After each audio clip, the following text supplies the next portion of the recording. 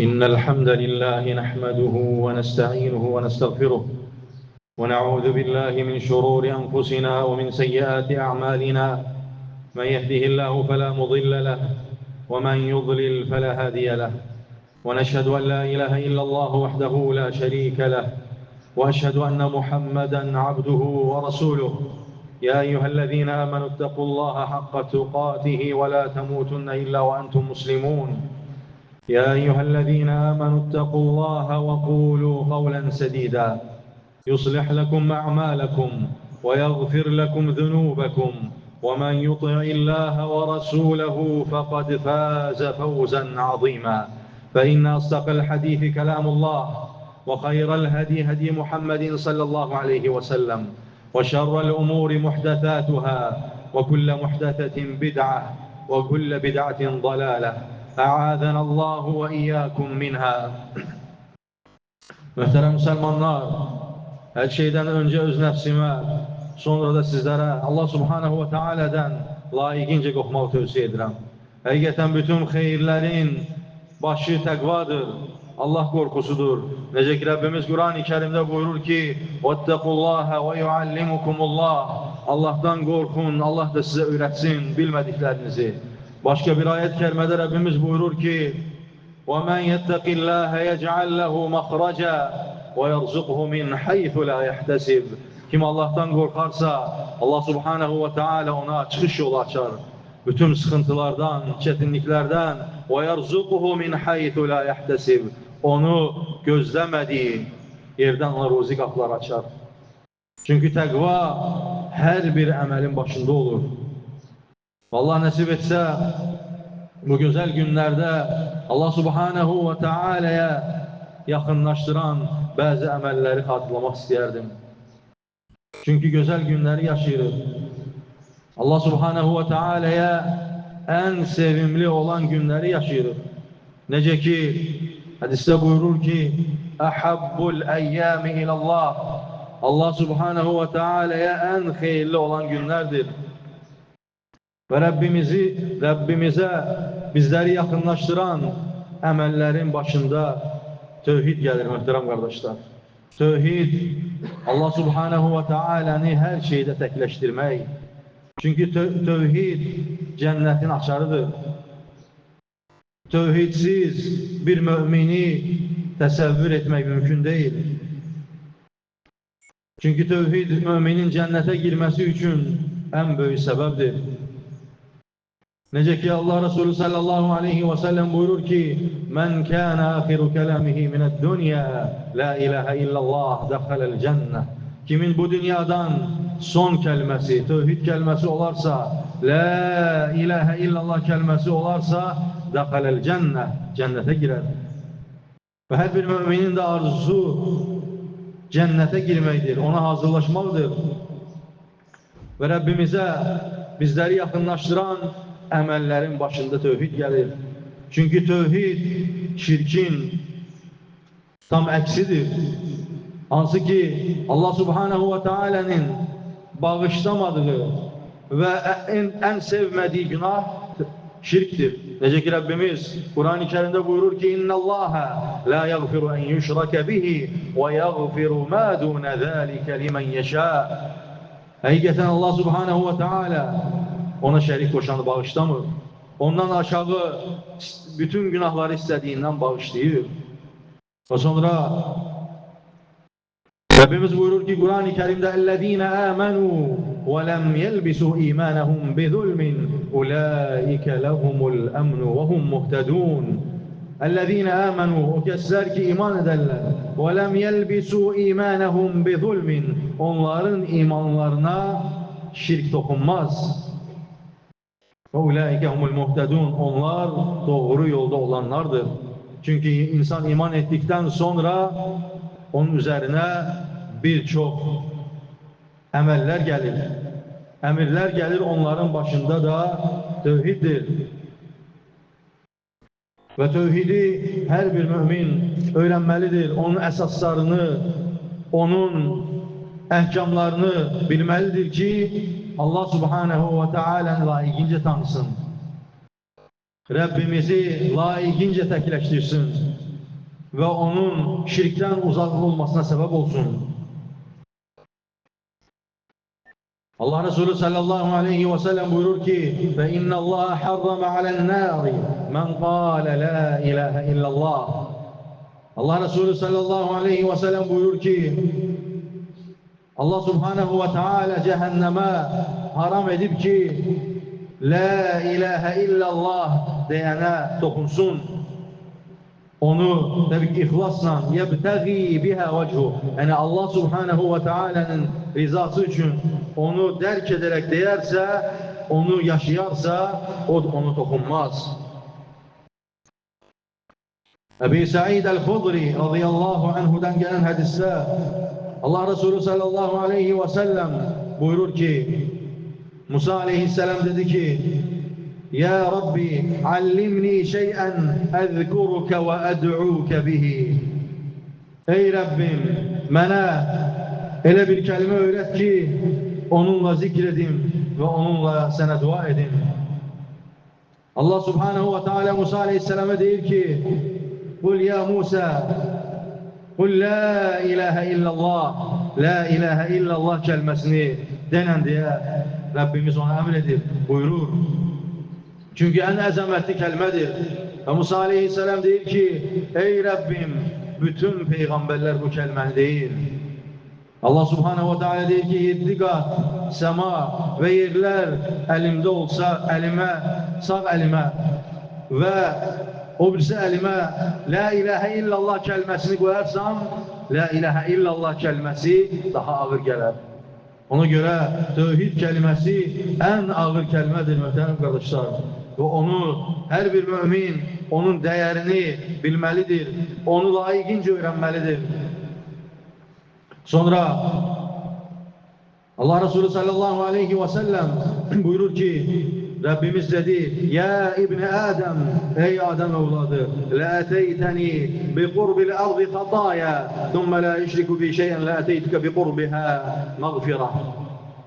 Ey Adem evladı eğer mənə bir dolusu günahlarla gələrsən və mənə heç nəyi şərik qoşmadan gələrsən mən sənə bağışlanma ilə gələrəm deyə Allah subhanehu ve teala buyurur. Ve muhterem kardeşler ve her bir müminin Allah subhanehu ve teala yakınlaşması için tevhidi düzgün şekilde bilmelidir ve onu güzel şekilde yaşamalıdır. Ve sonra ikincisi ise bizleri Allah subhanehu ve teala'ya yakınlaştıran emellerden en esaslarından birisi de Rabbimizin bizlere buyurduğu ferz emellerdir. Nece ki Allah Resulü sallallahu aleyhi ve sellem buyurur ki وَمَا تَقَرَّبَ اِلَيَّ عَبْدِي بِشَيْءٍ مِمَّا اَفْتَرَضْتُهُ عَلَيْهِ. Kulum bana en çok ferzlerinle yakınlaşır. Çünkü ferz emeller Allah subhanehu ve teala'ya kulu en çok yakınlaştıran emellerdir. Çünkü mümin onsuz olabilmez. Namazdı, zekattı, həcdi. Bu emeller hansı ki İslam'ın 5 şerti ki var onlar her bir Müslüman üzerine ferz olan, vacip olan emellerdir. Onların başında tevhid gelir, La ilahe illallah kelimesi, sonra namazdır, ve iqamis salati, ve itaiz zekati, zekat vermek, ve haccil beyt, ve savm Ramazan. Həcc etmek ve sonunda da oruç tutmak. Ve bu emelleri her bir mümin onlara ciddi yanaşmalıdır. Hiçbir nakisliği etmeden onları birinci yerine getirmelidir. Çünkü bu başlangıçtır, ferzdir. Onlarsız hiçbir emel başka bir emele geçebilmez. Aslında nafile emeller var. Ondan sonra gelen müstehab emeller var. Ona göre ferzleri möhkemlendirmeliyik. Onları düzgün şekilde yerine getirmeliyik ki ondan sonra başka emellere yönelek. Ve sonra nafile emeller.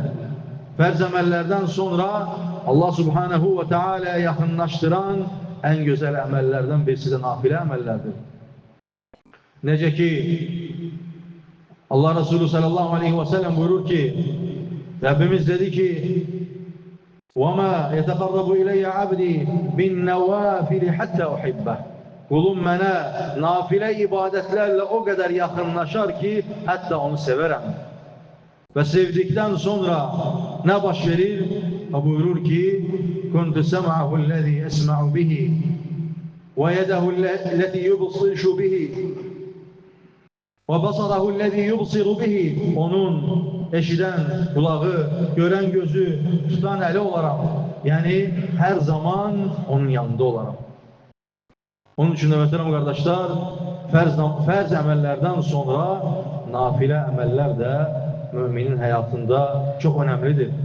Bir çox insanlar nafilə əməllərə, nafilə sünnətlərə səhlənkar qalır və bilmir ki, Allah subhanahu wa ta'ala yaxınlaşdıran ən gözəl əməllərdən birisi də nafilə əməllərdir.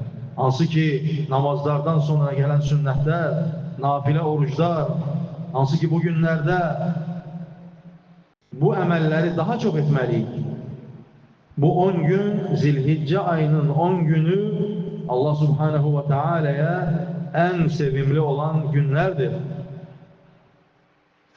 Hətta Ramazan ayının son 10 günü daha əfzəldir, yoxsa Zilhiccə ayının 10 günü deyə alimlər itilaf edirlər və buyurublar ki, Ramazanın gecələri və Zilhiccə ayının 10 gününün gündüzləri daha əfzəldir. Və ona görə bu günlərdə bu saydığımız əməlləri daha da artırmalıyıq.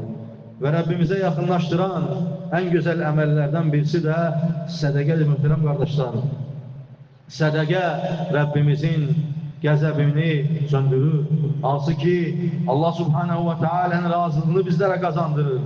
Xəstələrimizin şəfası üçün səbəbdir. Və sədəqə müminin həyatında çox önəmli yeri var. Hətta mümin insan dünyadan köçdükdən sonra dünyaya qayıtmaq istədikdə və deyər ki, "Əs-saddaqannə və ləəkunənnə minəs-salihin." Qayıdım sədəqə verim. Çünki sədəqə elə bir fəzilətli əməldir ki, bu dünyaya qayıtmaq fürsəti olsa, ilk düşündüyü bir əməl sədəqəni verməyi düşünər. Çünki orada onun nə qədər fəzilətli bir əməl olduğunu görər. Ona görə bu günlərdə bu gözəl əməlləri daha da artırmalıyıq. Ondan sonra qohumluq əlaqələrini artırmalıyıq. Daha da möhkəmləndirməliyik və bilməliyik ki, bizləri Allaha yaxınlaşdıran əməllərdən birisi də qohumluq əlaqələrdir. Bir çox insanlar son zamanlar bu əmələ səhlənkar yanaşır. Və düşünür ki, o məndən əlaqəni kəsib, mən onun qapısına necə gedim? Və bir hədisi xatırlayayım ki, Allah Resulü sallallahu aleyhi və səlləm buyurur ki, "Leysəl vasilu bil mukafi, və lakinnəl vasiləlləzi izən qata'a vasal." Və buyurur ki, qohumluq əlaqələri o deyil ki, sən onun qapısına gedirsən, o da sənin qapına gəlir. Bu qohumluq əlaqələri demək deyil, bu borc qaytarmaqdır. Əsil qohumluq əlaqələri odur ki, "İzən qata'a vasal." O səndən kəsir, səndən uzaqlaşır, sən onun qapısına gedirsən, sən ondan əlaqələri birləşdirirsən. Əsil qohumluq əlaqələri belə olur. Bu gözəl günlərdə əgər bu əmələ səhlənkar qalmışıqsa, bunu çoxaldaq, bunu yaxınlaşdıraq, bunu əməl edək. Çünki bu gözəl günlərdə gözəl əməlləri artırmalıyıq. Çünki qohumluq əlaqələri çox mühümdür. Çünki son zamanlarda sosial şəbəkələrin çoxaldığı bir vaxtda qohumluq əlaqələri getdikcə azalır. Getdikcə azalır, insanlar bir-birlərini görmür və bir-birlərini ziyarət etmir və baxırsan ki, beləliklə soyuqluq yaranır. Çünki İslamda ən dəyərli əməllərdən birisidir. Allah subhanahu wa ta'ala'ya yaxınlaşdıran ən fəzilətli əməllərdən birisidir, möhtərəm qardaşlar. Çünki bəzən insanlar onu qohumluq əlaqəsi deyib keçir. Ancaq, hətta bəzən bir çox hallarda ərşdən, bir hədisdə gəlir ki, ərşdən asılar və deyər ki, məni birləşdir, mən də səni Rəbbinlə birləşdirim. İnsanlar görürsən, ibadət edirlər, namaz qılırlar, məscidlərə gedirlər, ancaq heç bir qohumu ilə əlaqəsi yoxdur. Mömin o demək deyil ki, yalnız məscidə gəlsin, namaz qılsın, ibadət eləsin və bütün bunlar da ibadətdir. Qohumluq əlaqələrini birləşdirmək, valideynlərə yaxşılıq etmək, qonşulara yaxşılıq etmək, bunlar hər birisi bizləri Rəbbimizə yaxınlaşdıran xeyirli əməllərdir. Və bunlarsız müminin həyatını təsəvvür etmək mümkün deyil. Bəzən insan, bəzən mömin çalışır, ibadətlərində, məscidə gəlir, gedir, əziyyət çəkir və bu saydığımız əməllərin bir çox onda yoxdur görürsən. Valideynlərinə yaxşılıq edə bilmir. Və Allaha yaxınlaşmaq istəyirsən, ancaq valideynlərin səndən narazıdır. Necə yaxınlaşa bilərsən? Vallahi bu mümkün deyil. Necə hədisdə buyurulur ki, Ridar Rabbu fi ridal valideyn. Allahın razılığı valideynin razılığındadır. Və saqatur Rabbi fi saqatil valideyn. Və Allahın qəzəbi valideynin qəzəbindədir. Valideyn səndən qəzəblidirsə, bil ki, Rəbbin də səndən qəzəblidir. Valideyn səndən razıdırsa, bil ki, Rəbbin də səndən razıdır. Və nə xoş o övladın halına ki, valideynin duasını ala bilir. Onun ağzından onu istəmir, onu qazanır, ona xidmət edir, onu layiqincə qazanır etdiyi xeyir əməlləri ilə. Düşünün ki, Əbu Hurayra radiyallahu anhu anası iman gətirməmişdi. Hətta İslam'a dəvət etdikdə Allaha və Rəsulünə küfr edirdi. Və ona baxmayaraq qapının qarşısında gözləyərdi. Gözləyərdi ki, görüm, anam mənə nəyi əmr edəcək, onu yerinə getirir. Hətta iman etməsə belə.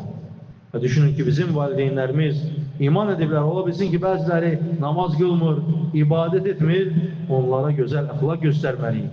Onlara İslamın gözəlliyini göstərməliyik, onlara xidmət etməliyik, onların yanında olmalıyıq, onları qəzəbləndirməməliyik.